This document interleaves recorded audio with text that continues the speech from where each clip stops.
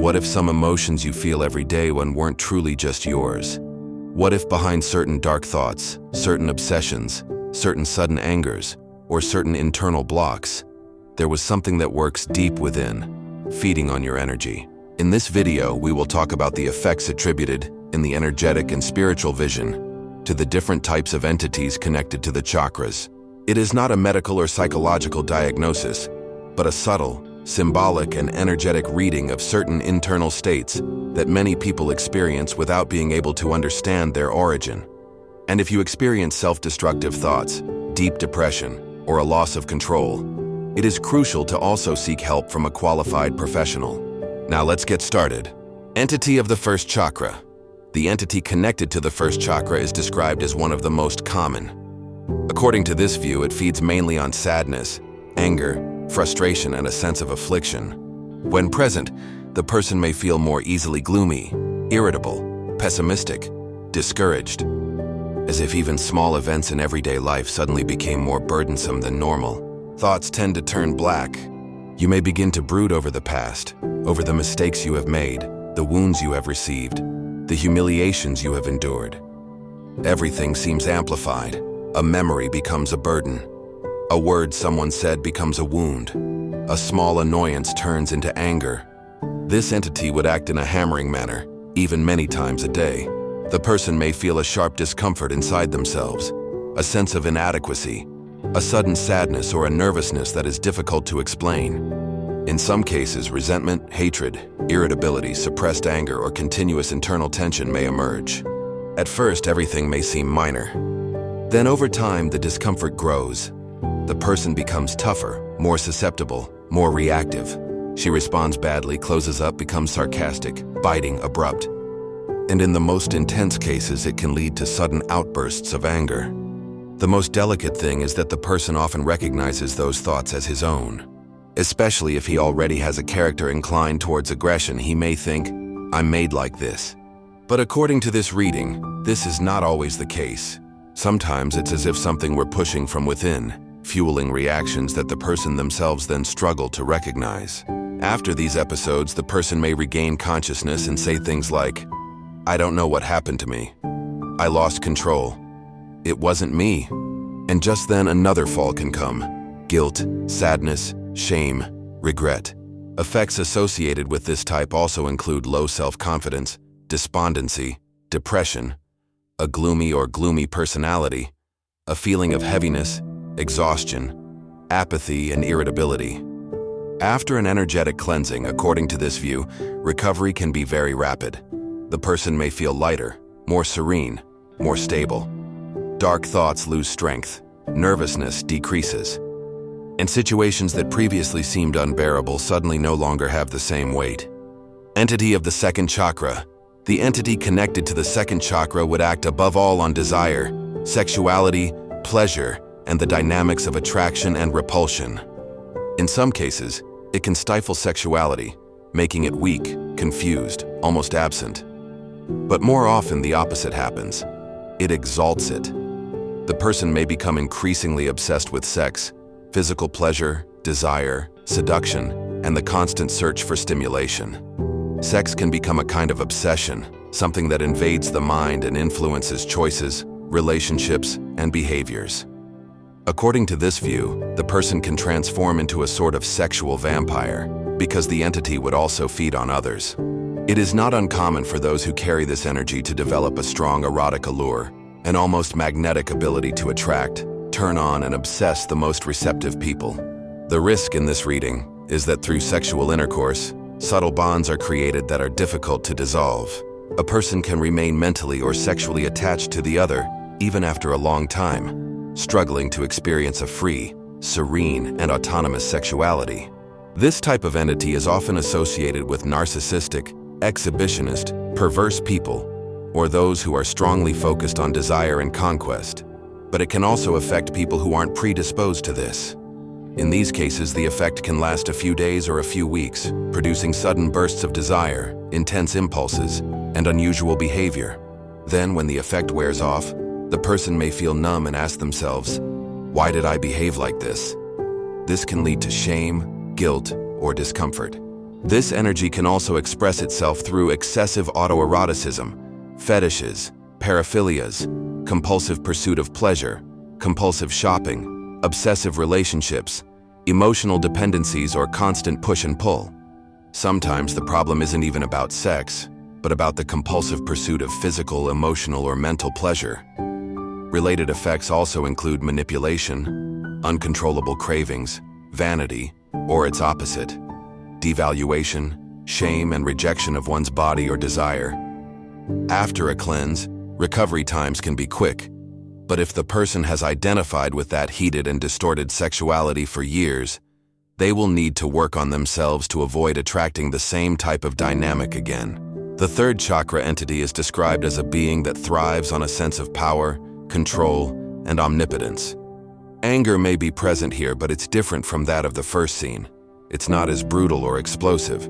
It is more linked to domination, superiority, the will to command. Sometimes this entity simply drains the person's energy.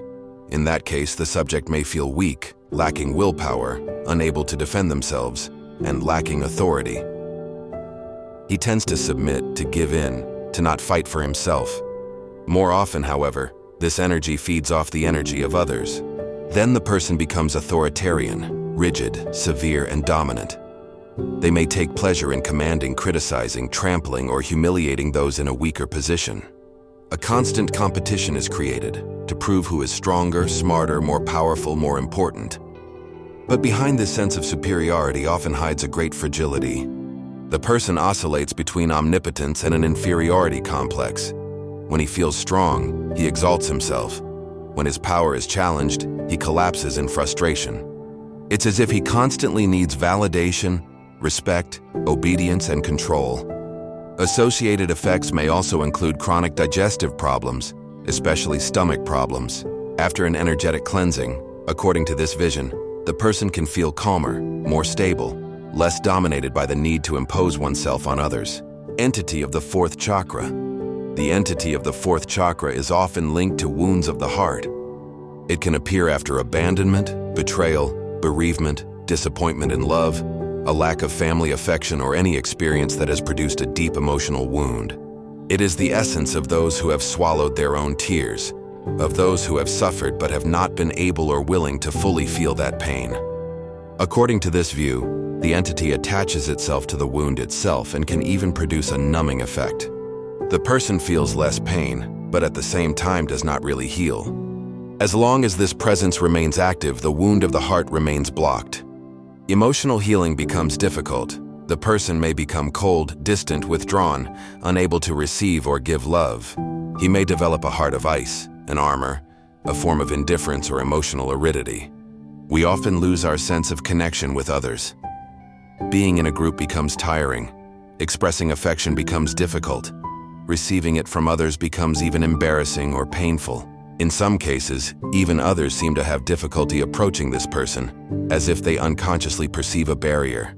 Among the most common symptoms we find rigidity, anxiety, worries, a sense of anguish, heaviness in the heart, little trust in others, poor sense of self-care, difficulties in friendships and romantic relationships. Sometimes the person feels almost cursed, as if their emotional life is blocked or destined to fail. There can also be an opposite effect. Hypersensitivity, emotional fragility, easy crying, excessive empathy. In both cases, the heart no longer functions harmoniously. Either it closes too much or it opens in a painful and uncontrolled way. After a cleanse, recovery times are very subjective. Some people feel better right away. Others, however, don't notice any significant changes initially. This is because once the anesthetic effect wears off, the wound may return. But that's where the real work begins. The wound in the heart must be healed. It is not enough to remove the energetic weight if you do not then work on the root cause. Psychotherapy, spiritual practices, yoga, meditation, family constellations, or other serious paths can help to recover a healthy relationship with love, with affection, and with one's own vulnerability. Entity of the fifth chakra. The entity of the fifth chakra would influence expression, communication, creativity, and the ability to manifest one's inner self. When it is present, the person may feel blocked in speaking, in saying what he thinks, in asking questions, in making himself understood. A strange shyness may appear, accompanied by shame, guilt, social awkwardness, or fear of exposure. The person would like to say something but holds back. They would like to ask, but can't. They would like to express themselves, but feel a lump in their throat. Sometimes they prefer to obey, adapt, remain silent, rather than enter into conflict. In other cases, however, the effect is the opposite. The entity targets highly verbal people who talk a lot, but never feel truly understood. The person has the feeling of not having said enough, of not having explained himself well, of having to continually clarify. This can lead to communication anxiety, misunderstandings, unnecessary discussions, and difficult to explain situations. This entity can promote misunderstandings, difficulty being honest with oneself or others, mild cognitive dissonance, victim mentality, constant complaining, and difficulty asking for what one needs. It is sometimes also associated with physical fragility in the throat, neck, or airway area. After an energy cleansing, the benefits can be rapid. The person may feel freer to speak, clearer, more authentic, more capable of expressing their truth without shame or fear. Entities of the sixth chakra.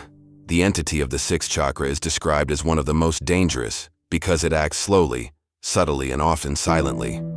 It can go unnoticed for a long time, even for years. And for this very reason, it can produce profound effects on the mind, on thoughts, and on the perception of reality. Unlike more immediate entities, this one works over time. It adapts to the person. It can produce different effects on different individuals. Its field of action is the mind, intuitions, perceptions, memory, imagination, dreams, fears, obsessions. The person may begin to feel confused, mentally tired, drained, unable to concentrate. Brain fog, insomnia, nightmares, obsessive thoughts, constant internal chatter, paranoia, fears, and difficulty imagining a positive future may appear. In some cases, it can alter memory, generate false memories, visions, inner voices, sensations of threatening presences, or the perception of being observed. This entity can cause the person to create mental movies, misinterpret events, see signs everywhere, lose their sense of reality, or develop irrational and inconsistent attitudes. In the most severe cases, it can contribute to states of profound mental imbalance. One particular effect is the draining of others' energy. Those close to the person may feel tired, drained, nervous, or burdened after spending time with them. Furthermore, according to this view, it can confuse the intuition of operators or sensitive people trying to help. Another insidious aspect is that this entity can push the person to distrust the very people who could help them. It can generate fear, hostility, suspicion, refusal of help, or the belief that you have made it all up. For this reason, in this reading, it is considered a particularly cunning and difficult presence to deal with. It often attaches itself to very mental, cerebral, sensitive, or intuitive people. It may lead to a refuge in alcohol, drugs, or psychotropic medications as an attempt to find relief from mental pressure. But even after a cleanse, recovery can be slow because the mental habits developed over time don't always go away right away. Psychotherapy, meditation, yoga, and serious inner journeys can help to recover clarity, balance, and presence. The important thing is not to immediately identify with the most severe cases. Many symptoms can be mild, transient, or manageable, especially if addressed promptly. The seventh chakra is perhaps the most difficult to identify. It is subtle, almost transparent, slow, and imperceptible. It doesn't always manifest with obvious symptoms, but over time it can separate a person from their true sense of direction in life. According to this view, it slowly replaces authentic perception with a distorted version, which the person mistakes for intuition, faith, sensitivity, or spiritual enthusiasm. It is one of the most deceptive forms because it can present itself as something elevated, luminous, even sacred. In some cases, it produces a false or deviant spirituality, not necessarily strange or visibly wrong, but disconnected from true inner experience. The person convinces himself that he is right, while others are perceived as blind, inferior, or incapable of understanding. From here can arise fanaticism, closed-mindedness, rigid ideas, beliefs that are no longer open to discussion, stubbornness, and an inability to accept other points of view. It is the type of energy that, in the most extreme cases, can be found behind closed groups, sects, dynamics of blind obedience, or forms of collective mind. But it doesn't always manifest itself spiritually. Sometimes it simply blocks a person's life. Work stops, relationships deteriorate, family life becomes complicated. Making the right choices seems impossible. The person has the feeling of living inside a bubble, where nothing really changes and nothing improves. Associated effects include a progressive loss of sense of reality, confusion, isolation, insomnia, alienation, impaired confidence, inability to orient oneself in life, and blocks at work, family, and relationships. In some cases, it can alter or manipulate talents, subtle abilities, and intuitions. A peculiarity attributed to this typology is its tendency to spread. According to this vision, some entities of the seventh chakra can collaborate with each other, call each other, create bonds, and involve entire groups. This is why it is considered a particularly insidious form of energy parasitism. Recovery in here too can be slow. It depends on how long the person has been under this influence and how much the beliefs have crystallized. Meditation, sincere religious practices, contact with the sacred and authentic inner journeys can help recover the correct functioning of the seventh chakra. Conclusion. These 7 types of entities in the energetic view show how each center of the human being can be influenced differently. The first chakra concerns anger, fear, sadness, and survival. The second chakra concerns desire, pleasure, and sexuality. The third chakra concerns power, willpower, and mastery. The fourth chakra concerns love, emotional wounds, and the heart. The fifth is expression, voice, and communication. The sixth is mind, perception, and thoughts. The seventh is faith, spiritual orientation, and the meaning of life. The key point is this: when a dynamic repeats itself, when an emotion seems stronger than us, when a block always returns in the same way, perhaps it is worth stopping and looking more deeply. Not everything that crosses our mind is necessarily our true identity. Not every impulse represents us. Not every fear speaks the truth. Sometimes the first step to liberation is simply recognizing that something is affecting us, and from there, serious work can begin. Energetic, psychological, spiritual, physical, and internal. A job to become more lucid, more present, more free. If this video helped you see certain aspects more clearly, subscribe to the channel so you don't miss future content. Leave a like if you want to support this work, and write in the comments which part struck you most or which description you recognized a dynamic in. See you in the next video.